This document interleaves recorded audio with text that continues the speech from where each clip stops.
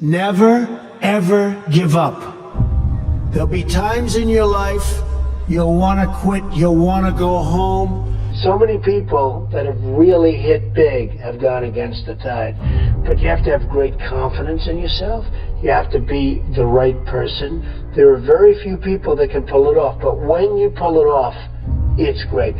In order to be successful, and you people are well on the road to success, you have to find out what makes you excited, what makes you want to get up each morning and go to work. If you love what you do and dedicate yourself to your work, then you will gain momentum. You will gain that momentum. You have to. And each success will create another success. I always tell this to people. You have to know whether or not you continue to have the momentum. And if you don't have it, that's okay. Because you're going to go on and you're going to learn and you're going to do things that are great. But you have to know about the word momentum. But the big thing, never quit, never give up, do something you love. When you do something you love, as a scout, I see that you love it. But when you do something that you love, you'll never fail. What you're going to do is give it a shot again and again and again. You're ultimately going to be successful. And remember this, you're not working. Because when you're doing something that you love, like I do, of course I love my business, but when you do something that you love, remember this, it's not work. So you'll work 24/7, you're going to work all the time, and at the end of a year, you're not really working. You don't think of it as work. When you're not doing something that you like, or when you're forced into do something that you really don't like, that's called work, and it's hard work and tedious work. So as much as you can, do something that you love, work hard, and never, ever give up, and you're going to be tremendously successful. I went to the Wharton School of Finance, and in that school, I met a lot of people heading industry today and over the past, very smart people. But I've watched some of the people grow. I've watched some of the most incredible, brilliant students, and they didn't make it like other people made it because they didn't have that drive. They didn't have that never give up ability. I don't know if it's an ability or if you have it, just you can't quit. And I've seen people quitting, and if they would have held out longer, they would have been successful. I've seen it so much. I've seen some of the most brilliant people in the world that never made it because they were quitters. One of the most important things, never, ever quit. Never quit. They were just quitters. They would quit. They just couldn't take it. They couldn't whatever. One of the things about loving what you do is that it's not work, and therefore you don't quit automatically. It's a lot easier not to quit. But you can never give up. Now, you have to also have flexibility, though. You can't necessarily say, I'm never giving up, and you got to be able to weave and bob. You don't have to go through a concrete wall when you can go over it or around it or under it or something.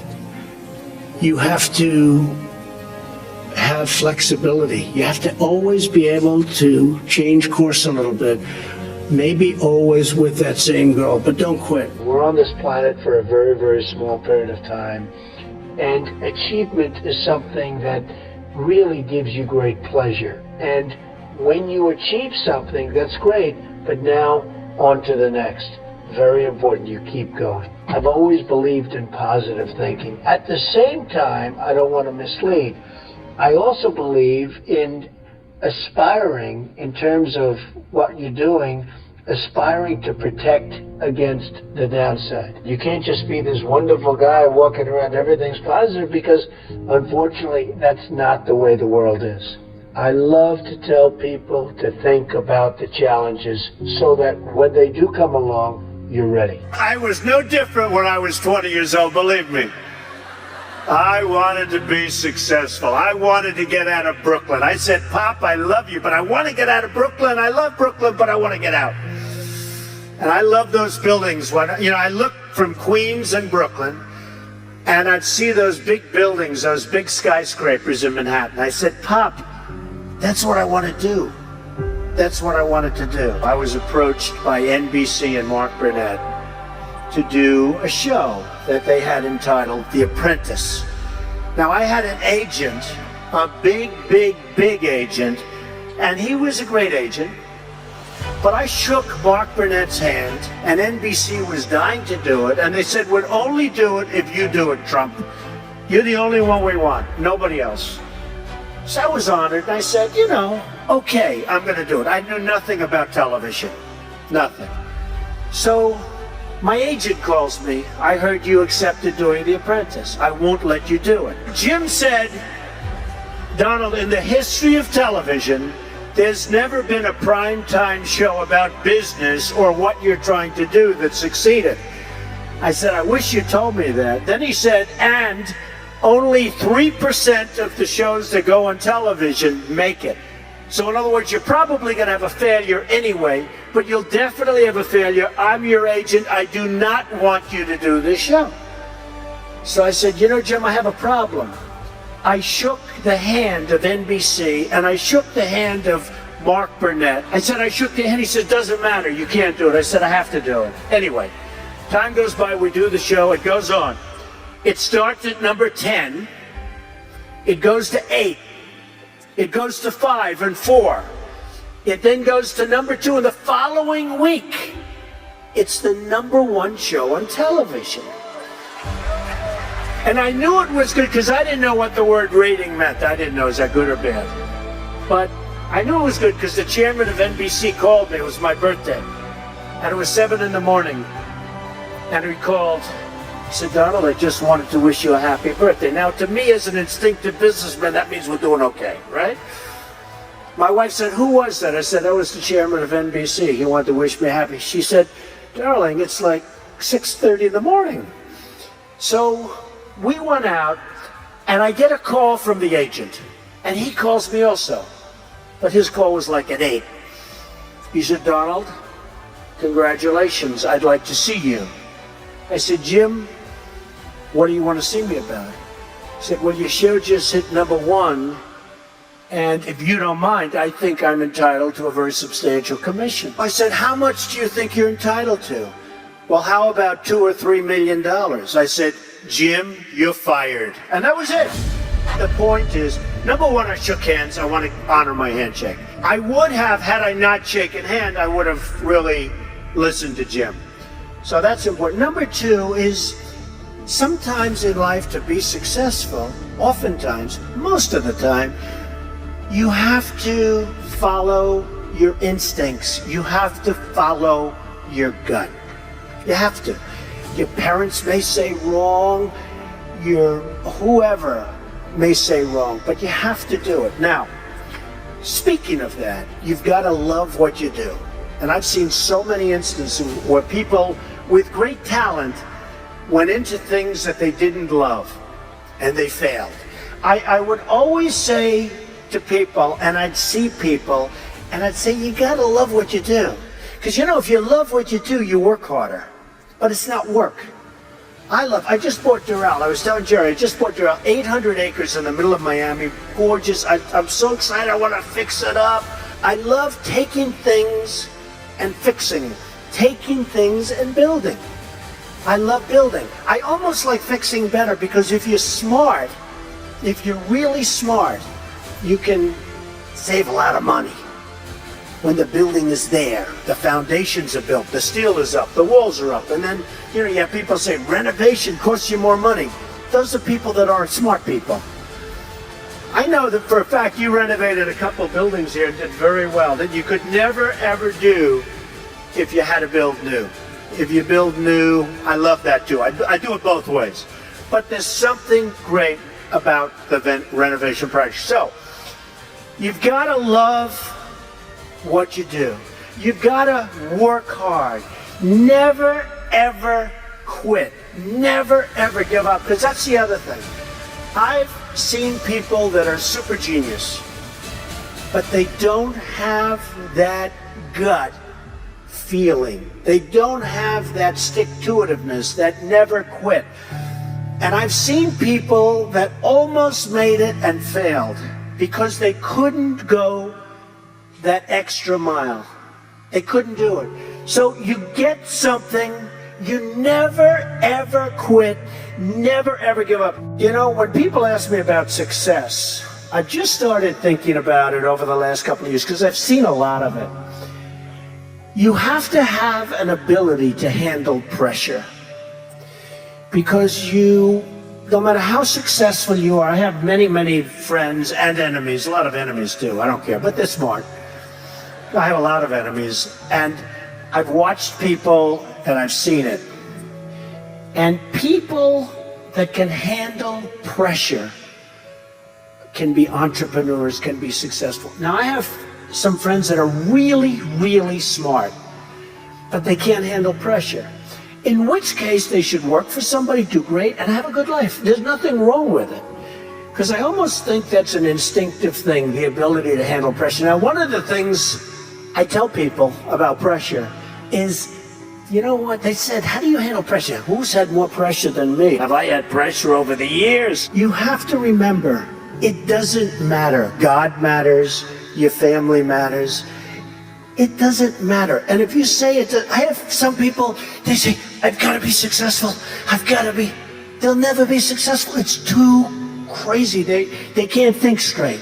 Does that make sense? Does that make sense to you that was going crazy, standing up about your success, right?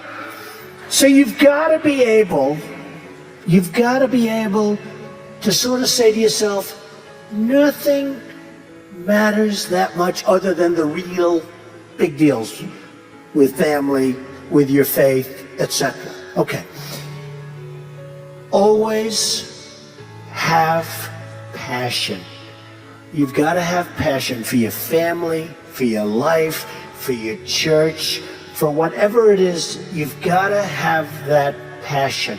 Ask yourself, with all of those blessings and all of the blessings that you've been given, what will you give back to this country and indeed to the world? What imprint will you leave in the sands of history? Did we take risks? Did we dare to defy expectations? Did we challenge accepted wisdom and take on established systems? Just give in because it was the easy way, it was the traditional way, or it was the accepted way? Remember this, nothing worth doing ever came easy. Following your convictions means you must be willing to face criticism from those who lack the same courage to do what is right, and they know what is right, but they don't have the courage or the guts or the stamina to take it and to do it. It's called the road less traveled. I know that each of you will be a warrior when you start small, pursue a big vision, and never ever quit. You never quit. If I give you one message to hold in your hearts today, it's this: never ever give up. There'll be times in your life you'll want to quit, you'll want to go home. You'll want to go home perhaps to that wonderful mother that's sitting back there watching you and say, Mom, I can't do it. I can't do it. Just never quit. Go back home and tell Mom, Dad, I can do it. I can do it. I will do it. You're going to be successful. I've seen so many brilliant people. They gave up in life. They were totally brilliant. They were top of their class. They were the best students. They were the best of everything. They gave up. I've seen others who really didn't have that talent or that ability, And they're among the most successful people today in the world because they never quit and they never gave up. So just remember that. Never stop fighting for what you believe in and for the people who care about you. Carry yourself with dignity and pride. Demand the best from yourself and be totally unafraid to challenge entrenched interests and failed power structures. The more people tell you it's not possible, that it can't be done, the more you should be absolutely determined to prove them wrong. Treat the word impossible as nothing more than motivation. Relish the opportunity to be an outsider. Embrace that label. Being an outsider is fine. Embrace the label. Because it's the outsiders who change the world and who make a real and lasting difference. The more that a broken system tells you that you're wrong, the more certain you should be that you must keep pushing ahead. You must keep pushing forward. And always have the courage to be yourself. Most importantly, you have to do what you love. You have to do what you love. I've seen so many people, they're forced through lots of reasons, sometimes including family, to go down a path that they don't want to go down, to go down a path that leads them to something that they don't love, that they don't enjoy. You have to do what you love, or you most likely won't be very successful at it. As you build good lives, you will also be rebuilding our nation. You will be leaders in your communities, stewards of great institutions, and defenders of liberty. And you will be great mothers and fathers and grandmothers and grandfathers, loving friends and loving family members. You will build a future. You will have the confidence to speak the hopes in your hearts and to express the love that stirs your souls. May God bless all of you here today. Thank you very much.